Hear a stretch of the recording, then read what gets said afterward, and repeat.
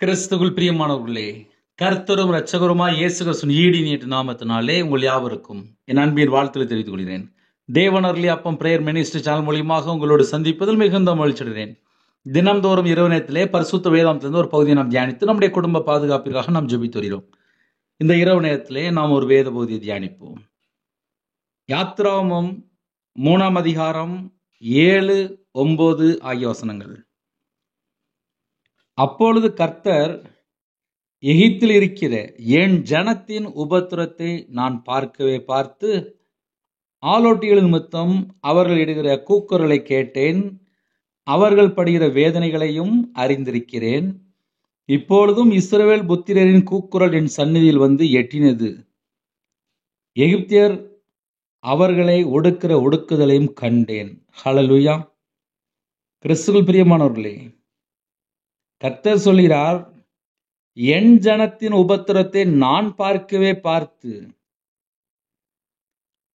ஜனங்கள் அடிமையா இருக்கிறாங்க, அடிமையா வேலை செய்றாங்க, அதிகமான வேலை செய்றாங்க, அவங்க வேதனைப்படுறாங்க, அவங்க கூக்குரல் இடுறாங்க.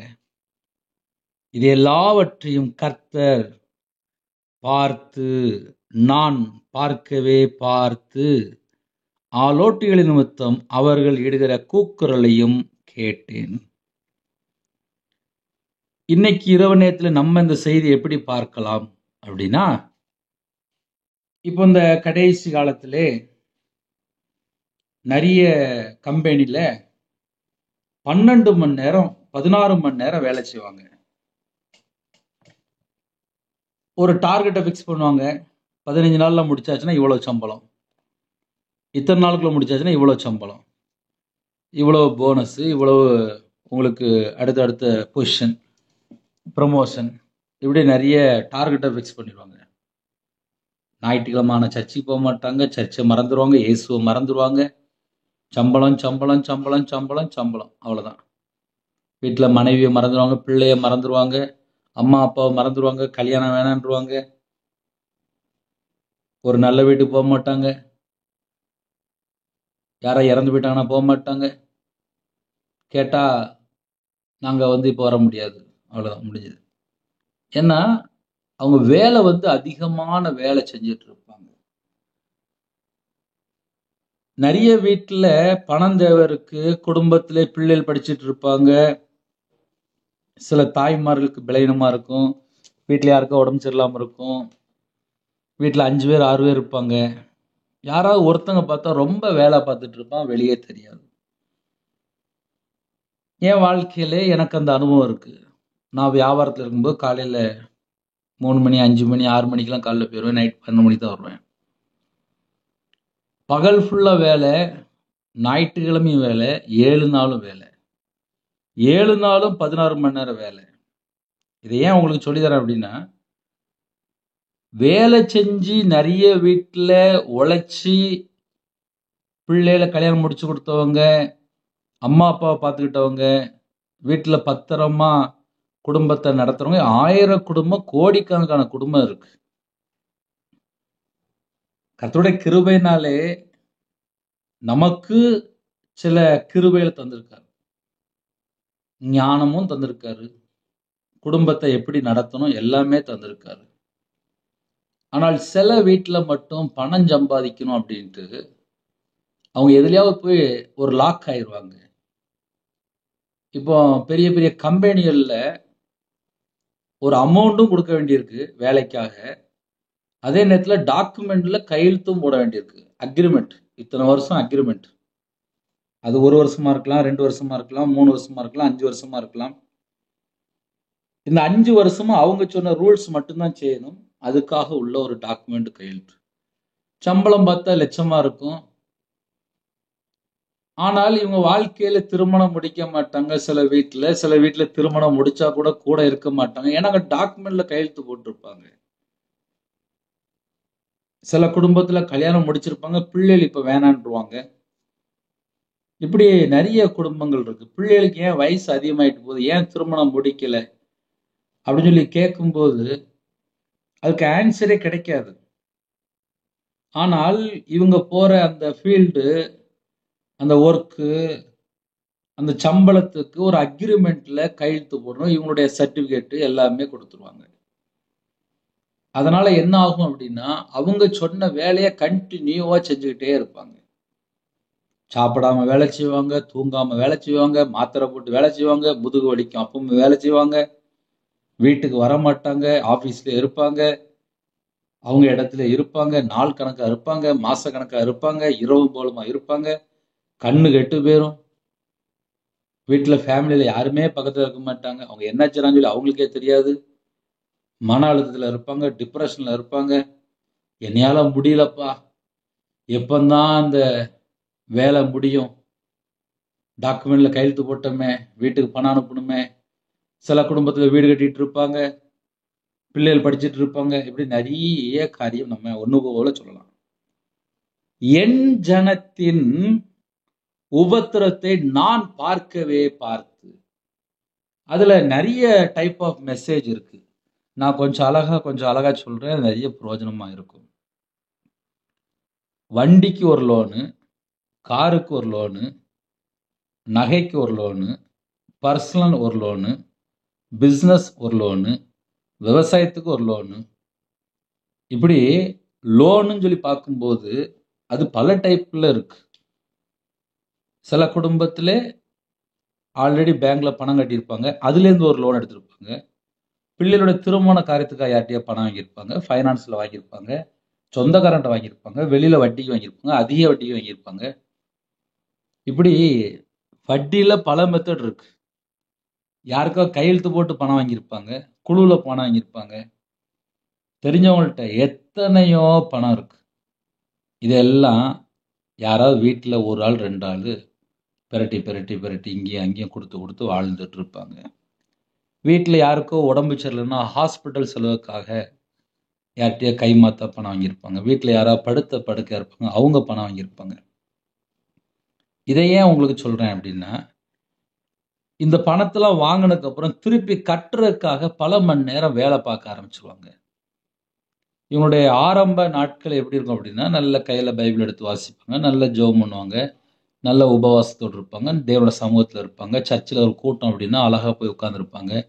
குடும்பமா வெளியில போயிட்டு வருவாங்க, நிம்மதியா இருப்பாங்க, கையில காசு இருக்கும், எந்த ப்ரோக்ராம் போட்டிருக்க மாட்டாங்க, பிள்ளைகளுக்கு ஏதாவது வாங்கி கொடுப்பாங்க. ஆனால் இந்த கடனுங்க ஒரு சப்ஜெக்ட் உள்ள வந்த உடனே அந்த பேங்க்ல அமௌண்ட் கட்டணும், வாங்கினவங்களுக்கு கொடுக்கணும், வீடு கட்டுறது பாயில நிற்கும், நகை பேங்க்ல இருக்கும். இப்படி ஒரு 20 ஐட்டம், ஒரு 30 இது இருக்கு. இந்த லோன், இந்த குடும்பம், இந்த பிரச்சனை இதக்கிட்ட போகும்போது அவங்களுடைய மன அழுத்தம் அதிகமாயிரும். ஐயோ இனியால முடியலையே, சில குடும்பத்துல செத்து போயிடலாம் போல இருக்கு, இனிமேல் நான் ஏன் வாழணும், இனிமேல் நான் யாருக்கா வாழணும், இனிமேல் எதுக்கு வாழணும் அப்படின்னு சொல்லக்கூடிய குடும்பங்களும் இருக்கு. இதனுடைய முழு சாராம்சம் என்ன அப்படின்னா, ஒரு குடும்பத்துல உபத்திரம் வந்த உடனே கண்ணீர் வந்துடும். சில குடும்பத்துல எனக்கு ஜெபக்குறிப்பு வரும்போது சொல்லுவாங்க, என் கணவர் ரொம்ப கடன் வாங்கி வச்சிருந்தாரு, திடீர்னு ஹார்ட் அட்டாக்ல இறந்து போயிட்டாரு, கொரோனா நேரத்துல இறந்து போயிட்டாரு.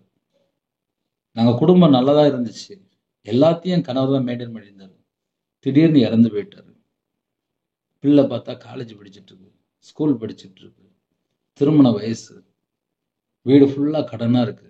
இப்ப நாங்க வேலைக்கு போறோம், என்ன செய்யன்னு தெரியல, வீட்டுல கடன்காரன் வந்து நிக்கிறான், நிம்மதி இல்லை.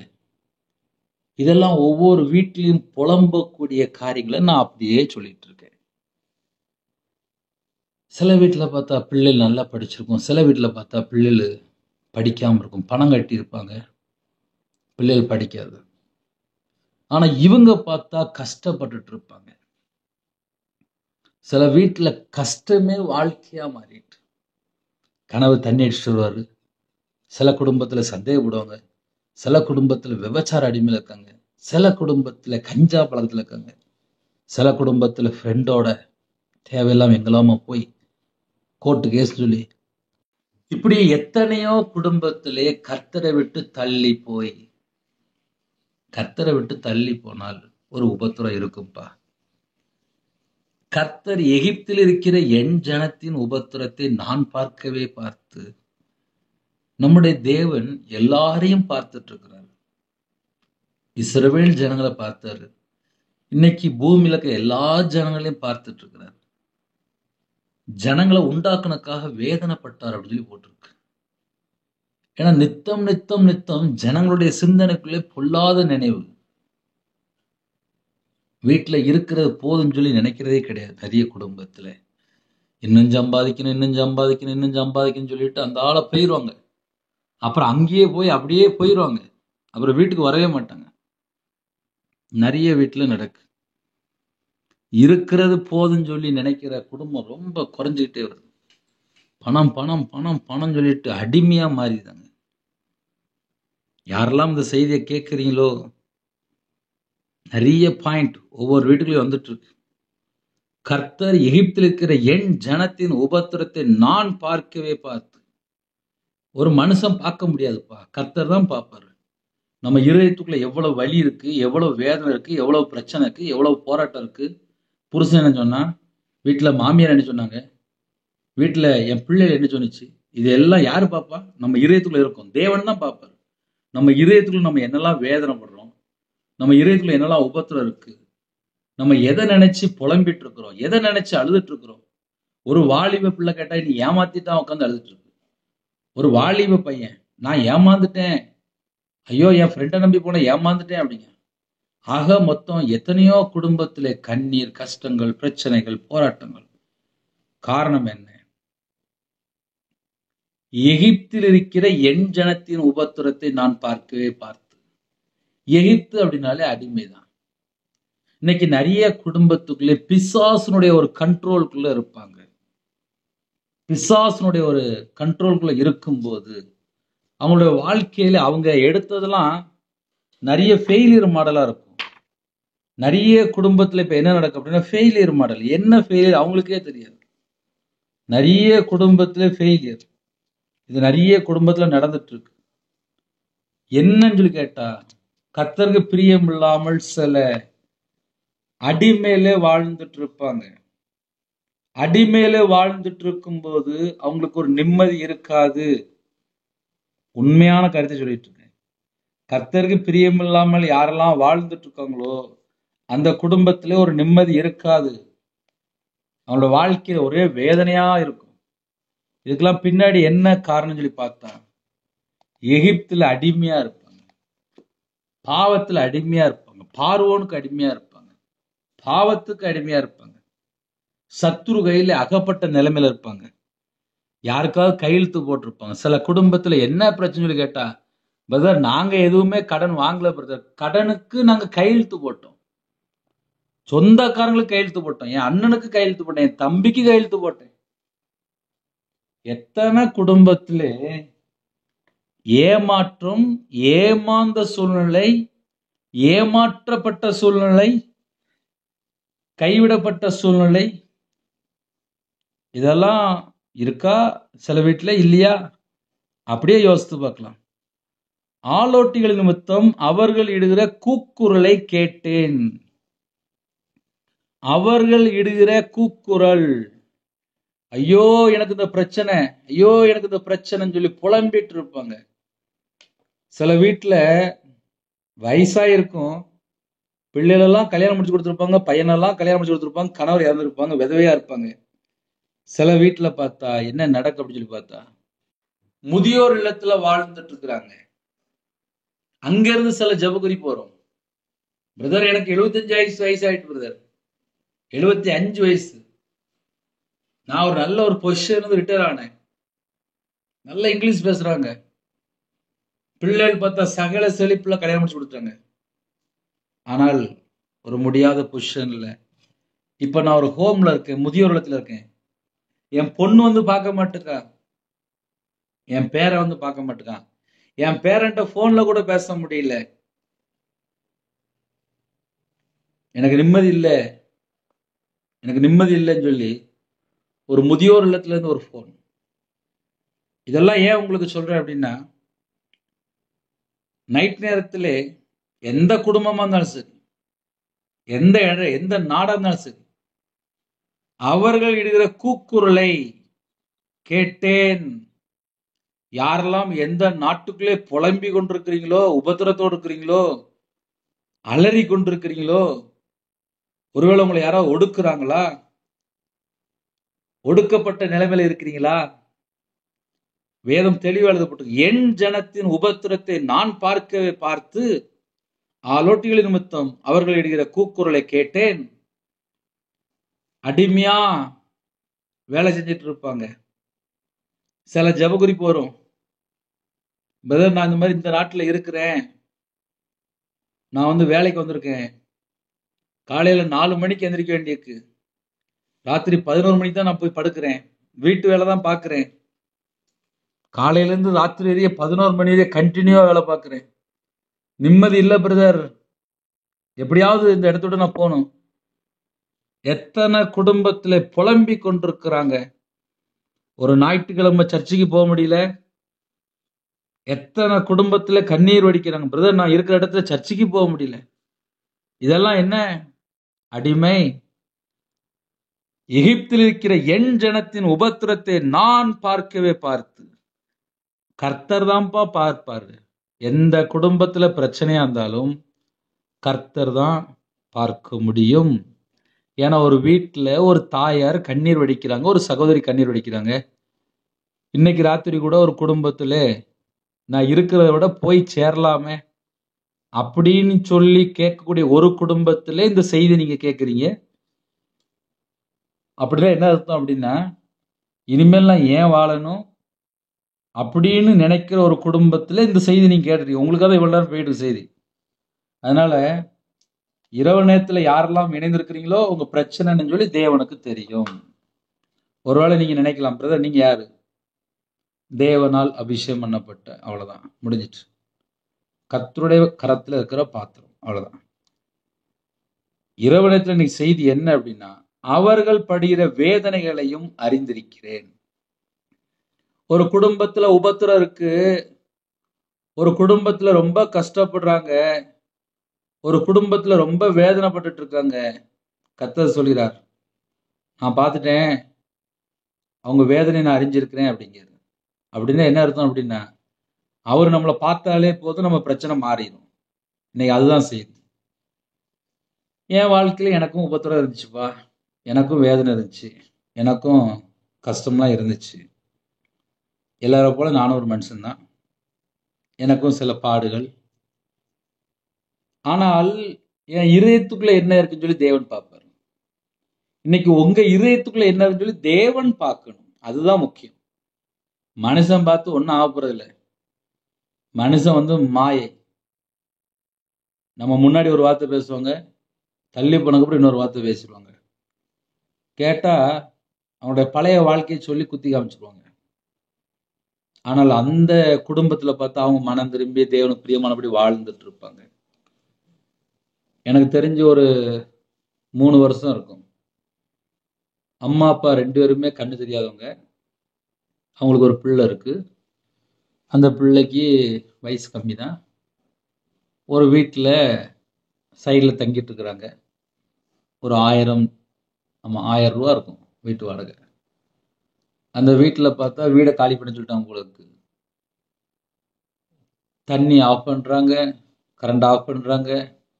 அவங்க கொஞ்சம் டைம் கேட்டு பார்த்தாங்க, கொடுக்க மாட்டேங்கிறாங்க.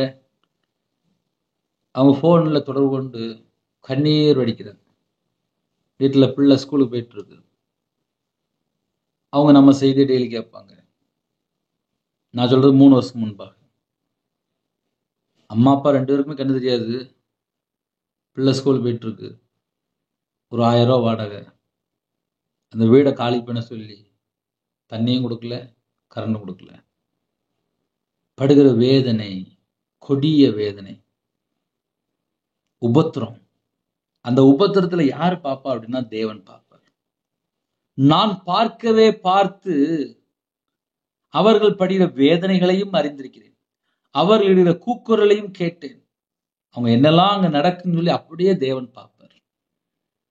இன்னைக்கு இரவு நேரத்துல ஒருவேளை யாராவது இப்படிப்பட்ட பிரச்சனை நாங்கள் இருக்கிறோம் பிரதர், இந்த செய்தி உண்மையில எங்களுக்கு தான் அப்படின்னா, ஒருவேளை ஏதாவது ஜெபிக்கணும் அப்படின்னா 9363064181 என்ற நம்பர் கொண்டால் உங்களுக்காக ஜெபிப்போம்.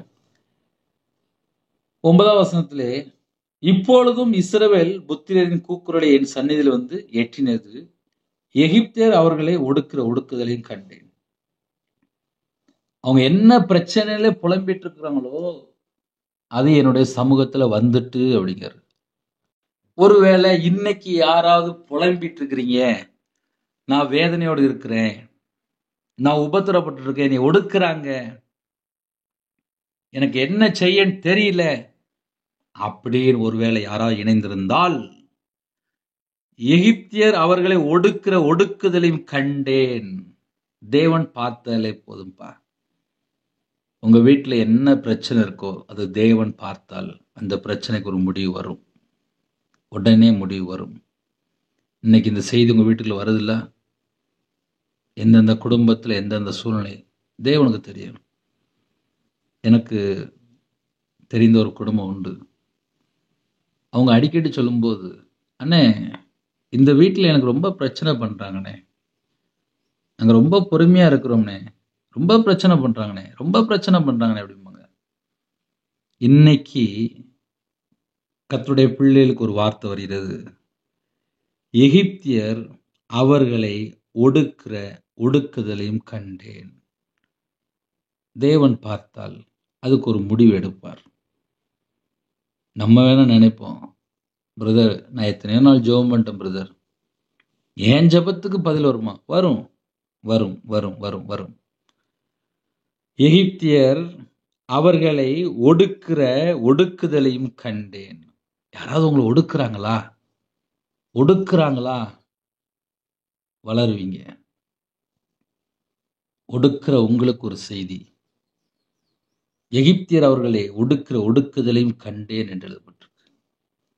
தேவன் பார்த்துட்டு இருக்கிறார். அதனால இரவு நேரத்தில் யாரெல்லாம் படுத்து தூங்க போறீங்களோ உங்களுக்கு இன்னும் ஒரு வசனம் கூட காமிக்க, நாளை காலையில் சர்ச்சைக்கு போறதுக்கு அது உங்களுக்கு ரொம்ப பிரயோஜனமா இருக்கும். யாத்திராகமம் 4ஆம் அதிகாரம் 31ஆம் வசனத்திலே, ஜனங்கள் விசுவாசித்தார்கள், கர்த்தர் இஸ்ரவேல் புத்திரரை சந்தித்தார் என்றும் அவர்கள் படும் உபத்திரங்களை கண்ணோக்கி பார்த்தார் என்றும் அவர்கள் கேட்டபோது தலைகுனிந்து தொழுது கொண்டார்கள். ஹல்லேலூயா.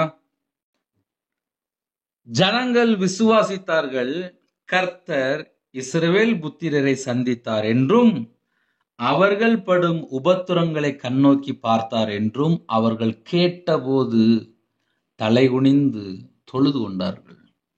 அப்படின்னா என்ன அர்த்தம்? அப்படின்னா, நான் வேற வேற நாட்டில் இருக்கிறேனே, வேற வேற இடத்துல இருக்கிறேனே, நான் படுகிற வேதனை யாருக்காவது தெரியுமா? என் குடும்பத்துல பிரச்சனை யாருக்காவது தெரியுமா? என் வாழ்க்கையில் உள்ள பிரச்சனை யாருக்காவது தெரியுமா அப்படின்னு சொல்லி ஒருவேளை யாராவது உங்க இதயத்துல நீங்க நினைச்சிட்டு இருந்தீங்க அப்படின்னா, கர்த்தரை நீங்க விசுவாசிக்கும் போது உங்களோட வாழ்க்கையில் ஒரு அற்புதம் நடக்கும்.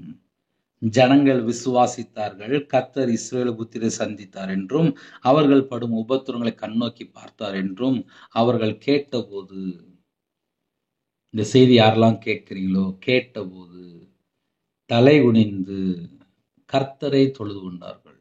ஹல்லேலூயா. அப்போ இரவு நேரத்திலே எப்படி எப்படி அர்ப்பணிக்கணும் அது உங்களுடைய கருத்துல தான் இருக்கு.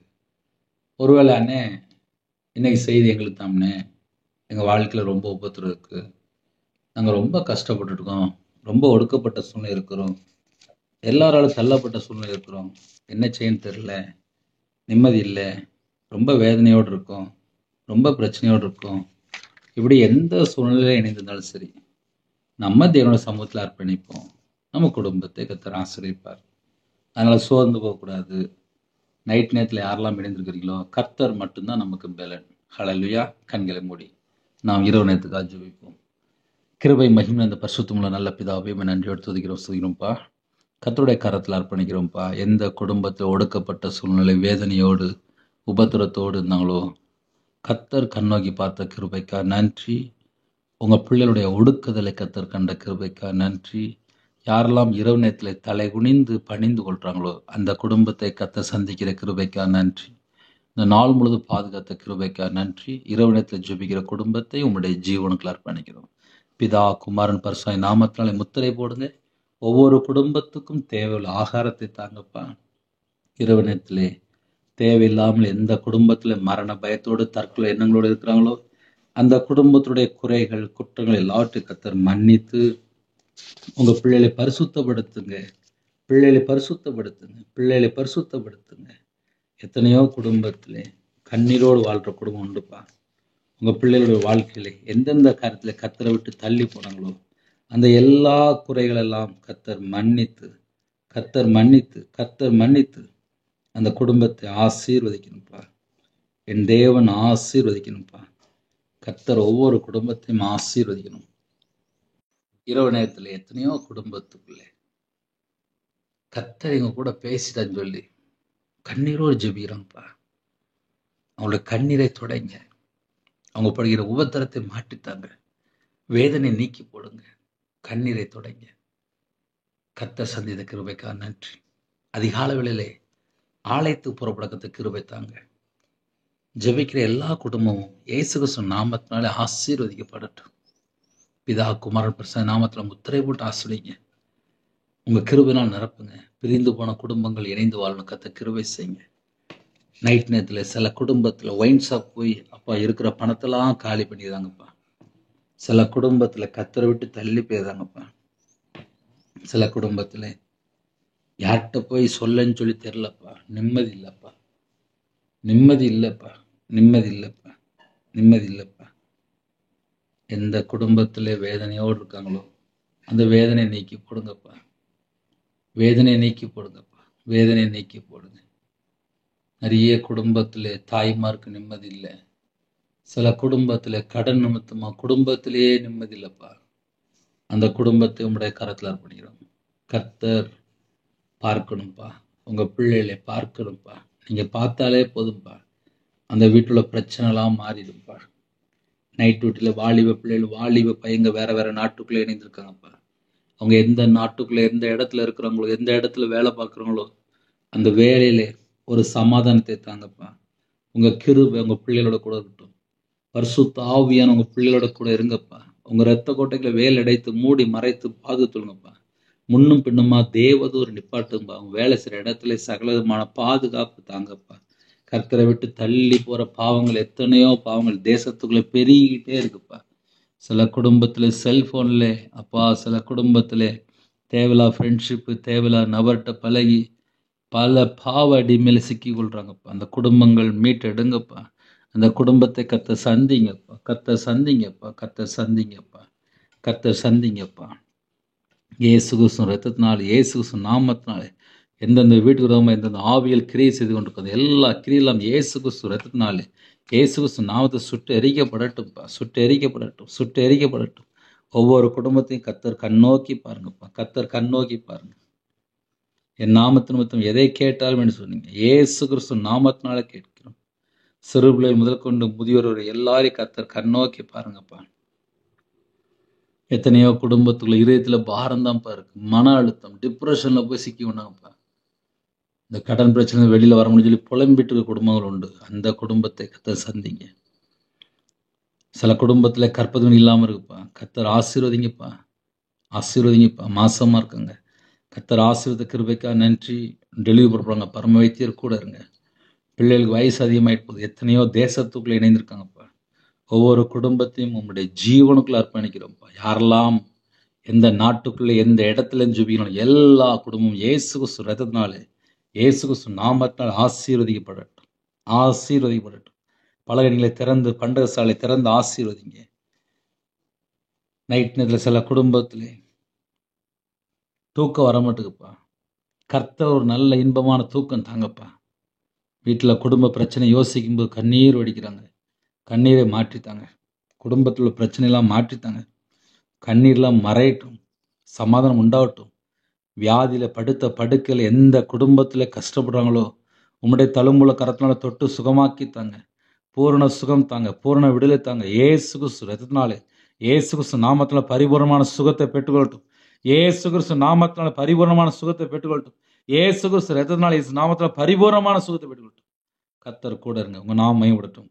தேவன் அருளி அப்பம் பிரேயர் மினிஸ்டர் மூலியமா இணைந்திருக்கிற எல்லா குடும்பத்துக்குள்ளேயும் கர்த்தருடைய அக்கினி இறங்கி வரட்டும்பா, பரிசுத்த அக்கினி இறங்கி வரட்டும்பா, சுத்திகரிப்பு உண்டாகட்டும்பா, சுட்டெரிப்பின் ஆவியானவர் இறங்கி வாங்க ராஜா. எந்தெந்த குடும்பத்துக்கு விரோதமா எந்தெந்த ஆவியல் கிரியை செய்து கொண்டிருக்கோ சத்துருக்களை பட்சிக்கிற அக்னி அனுப்புகிற ராஜா.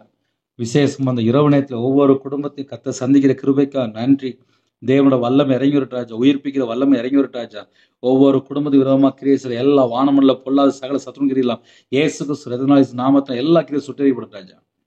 இந்த இரவு நேரத்தில் ஒவ்வொரு குடும்பத்தையும் உங்களுடைய கரத்தில் அர்ப்பணிக்கும். எக்ஸாம் எழுதுகிற எல்லா பிள்ளைகளையும் உங்களுடைய கரத்தில் அர்ப்பணிக்கும் ராஜா. விசேஷமா யாரெல்லாம் எக்ஸாம் எழுதி கொண்டிருக்காங்களோ எக்ஸாம்ல அப்பா விசேஷமா நல்லா பாஸ் ஆகணும்ப்பா, கத்த கிருபை செய்யுங்க. அதிகால வேளையில பரிசுத்தமுள்ள ஓய்வு நாள்ல ஆலயத்துக்கு புறப்படணும், குடும்பமா புறப்படணும்ப்பா. இன்னும் யாரெல்லாம் ஞானஸ்தானம் எடுக்காம இருக்கிறாங்களோ ஞானஸ்தானம் எடுக்கணும்ப்பா, கத்த கிருபை செய்யுங்க. சில குடும்பத்துல கத்தரை விட்டு தள்ளி போய் வாழ்ந்துட்டு இருக்காங்க. அந்த குடும்பம் மனம் திரும்பணும், ஆலயத்துக்கு போகணும். இந்த வாரத்தில் உள்ள எல்லா காரியத்திலும் சோது இந்த மாசம் தேவையை சந்திங்கப்பா. உபவாச நாட்களை முடித்து எத்தனையோ குடும்பத்துல வாழ்ந்து இருக்காங்க. கத்தரு பிரியமானபடி வாழணும்ப்பா. கத்த அந்த கிருபை தாங்க. தேவனர்லயே அப்ப மினிஷன்ல ஆசிடுங்க. இணைந்திருக்கிற எல்லா தேச ஜனங்களையும் உம்முடைய கரத்துல முடியும். யாரெல்லாம் ஜெபிக்கணும் அவங்க இருதயத்துக்குள்ள தேவ சமாதானம் நிரப்பு ராஜா. குடும்பத்தை தேவ சமாதானம் நிரப்பு ராஜா. எல்லா குடும்பத்தையும் கத்தர் பொறுப்படுத்துங்க. கத்தருடைய கரத்திலே ஒவ்வொரு குடும்பத்திலும் அர்ப்பணிக்கும். துதிகான மகிமை எல்லாம் ஒருக்கே செலுத்தணும். ஏசு கிறிஸ்து பிதாவே ஆமென். தேவனுக்கே மகிமை உண்டாதாக. கத்தர் தாமே உங்களையும் உங்கள் குடும்பத்தின் சகல காரியத்திலும் சம்பூர்ணமா திருப்தியா கத்தர் கூட இந்த ஆசீர்வதிப்பாராக ஆமென். கத்தரா இயேசு கிறிஸ்துவின் கிருபையும் பிதாவாகிய அன்பும் பரிசுத்தனுடைய ஐக்கியம் இப்பொழுதும் எப்பொழுது சதாகாலங்களிலும் நம்ம அன்னோடு கொடுப்பதாக ஆமென். கிறிஸ்துவ பிரியமானவர்களே, 93630641 நம்பர் உண்டால் நாங்கள் உங்களுக்காக குடும்பத்துக்கு ஜெபிப்போம். நீங்களும் என்னுடைய ஊழியக்காரத்துடன் ஜெபித்துள்ளுங்கள். கர்த்தர் உங்களையும் உங்கள் குடும்பத்தின் சகல காத்திலும் சம்பூர்ணமா திருப்தியாக ஆசீர்வதிப்பாராக ஆமென். கர்த்தரா இயேசு கிறிஸ்துவின் கிருபையும் பிதாவாகிய அன்பும் பரிசுத்தனுடைய ஐக்கியமும் இப்பொழுதும் எப்பொழுது சதாகாலங்களிலும் நம்ம அன்னோடு கொடுப்பதாக ஆமென். கிறிஸ்துவ பிரியமானவர்களே, தனி ஜெபம் பண்ணுங்க, தொடர்ந்து இணைந்திருங்கள். God bless you. Thanks for watching. Please subscribe our channel. Click the like and share. Click the bell. God bless you.